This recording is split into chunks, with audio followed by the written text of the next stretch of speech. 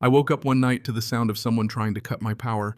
Not a storm, not a fallen tree, but three grown men with bolt cutters and a generator like they were about to erase me from my own land. And the craziest part? By sunrise, I was the one being sued. Yeah, that's how this whole mess started. My name's Enan Mayfield, 44, former arson investigator, out of Asheville, now living alone on 6 acres of North Carolina pinewood that I bought 15 years ago when everyone else was busy chasing suburb dreams and HOA newsletters. No sidewalks out here, no streetlights, no matching mailboxes, just trees, quiet, and boundaries.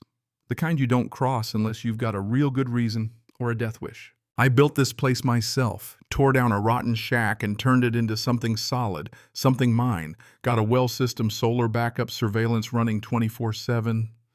Not because I'm paranoid, but because I've spent too many years walking through burned out homes listening to people say I never thought it would happen to me. So I prepare, and I mind my business, which is exactly why Clear Pines HOA should have left me the hell alone. They sit about 300 feet east of my fence, a neat little cluster of cookie-cutter houses run by a woman named Karen Vincent. And yes, that's her real name, which honestly feels like the universe playing a joke on all of us. At first, they were just background noise newsletters, drone cameras buzzing a little too close, the occasional friendly wave from folks who looked like they ironed their socks. Then came the letter. Registered mail, thick envelope, voluntary compliance initiative. They wanted me to join their HOA. Said my property disrupted the visual harmony of the neighborhood. I burned that letter in my stove. 2 days later, another one showed up, no signature this time. Failure to comply may result in neighborhood action. Now, I've investigated arson for most of my adult life. I know a threat when I see one, especially when it tries to sound polite. That's when things started getting strange. Survey stakes popping up near my southern boundary. Motion lights triggering at 3 in the morning. Silhouettes lingering just outside the fence like they were testing how close they could get without consequences. They weren't damaging anything. Not yet. Just letting me know they were there. So I let them know I was too. Put up signs, private property, not subject to HOA armed response likely. Installed thermal cameras. Reinforced the fence. Because here's the thing about people like Karen. They don't want cooperation, they want control. And if you don't hand it over nicely, they'll start pushing until something breaks. What they didn't realize was I don't break easy. The first real crack in their little game came from Lucille Harper. 71 sharp as broken glass, lives up the ridge, the only neighbor I trust within shouting distance. She calls me one morning, voice low, and there were men at your fence last night. Flashlights, tools, 3 of them. Didn't come back out the way they went in. I walked the line right after that call, found a section of fence, pried loose, fresh cuts, and the brush boot prints still wet in the dirt. Pulled the footage, 3 figures moving careful, deliberate. Not kids, not drunks. Recon. That same day, I found a compliance inspection notice on my truck already signed with my name. Except, I never signed a damn thing. That's when I called Royce Collier, ex-Marine, now a lawyer who speaks fluent, burn it all down. He didn't even hesitate. Let's preempt this horse crap with a flaming chainsaw, he said. I liked him immediately. We sent a cease and desist flag. The forged documents reminded them impersonating a landowner isn't just rude, it's a felony.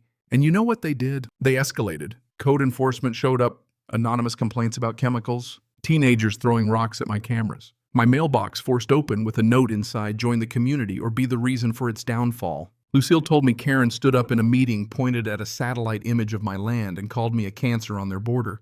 And people clapped. That's when I understood something real clear. This wasn't about aesthetics. This was about removal.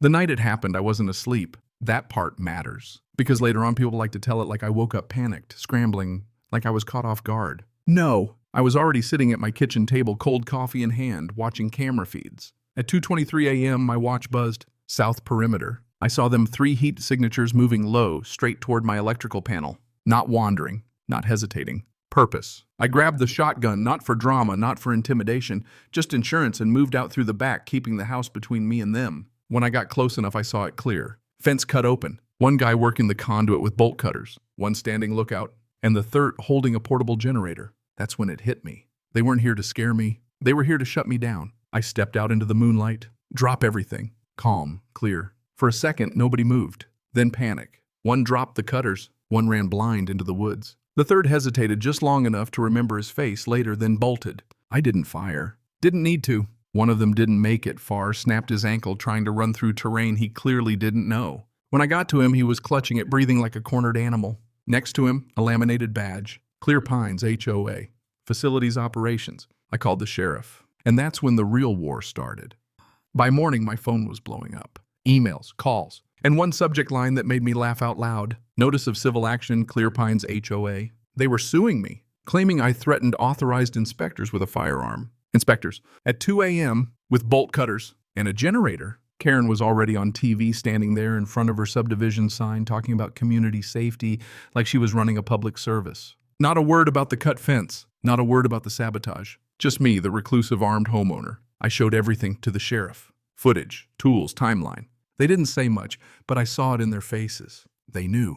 Then Lucille showed up, tablet in hand. You need to see this. Her footage was crystal clear, balcony angle, steady shot. You could see faces. And there he was, Jared Benton, vice president of the HOA, standing right next to my panel telling someone, hurry it up, if we kill the feed, he'll fold. That was the twist. This wasn't Karen pulling strings from a distance. This was the whole machine, operating, and it was about to fall apart. We hit back, hard. Countersuit, evidence dump, media exposure. Then came Milo, Karen's nephew. Kid barely in his 20s, shaking like a leaf when he met us. Said he didn't know what they were planning until it was too late. Brought us a flash drive, emails, financial records, internal chats. They weren't just harassing me. They were planning to take my land, force an easement, shut down my utilities, devalue the property, then scoop it up cheap for a development deal. All of it sabotage, lawsuits, intimidation, just steps in a bigger plan. That's when something inside me shifted. This wasn't defense anymore. This was exposure. And once the truth started coming out, it didn't stop.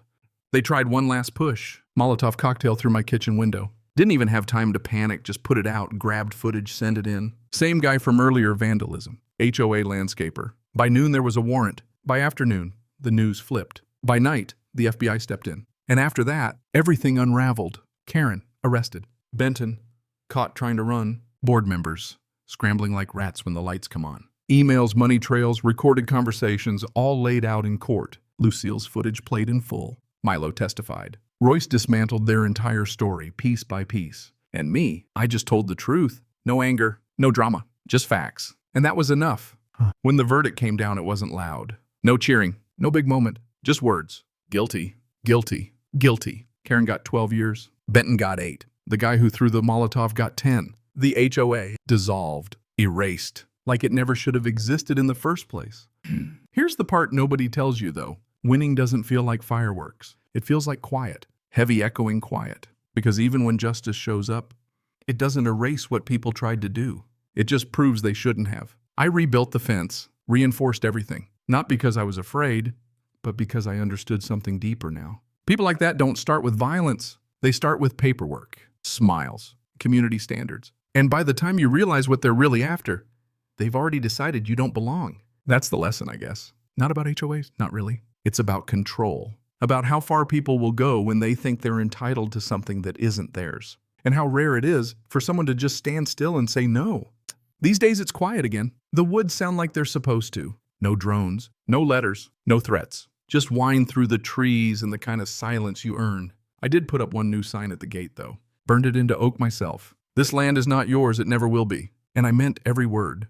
Now I'm curious, if you were in my place, would you have fought back like this? Or would you have taken the deal and walked away? Where do you draw the line between protecting your peace and standing your ground? Drop your thoughts below. I read every one of them.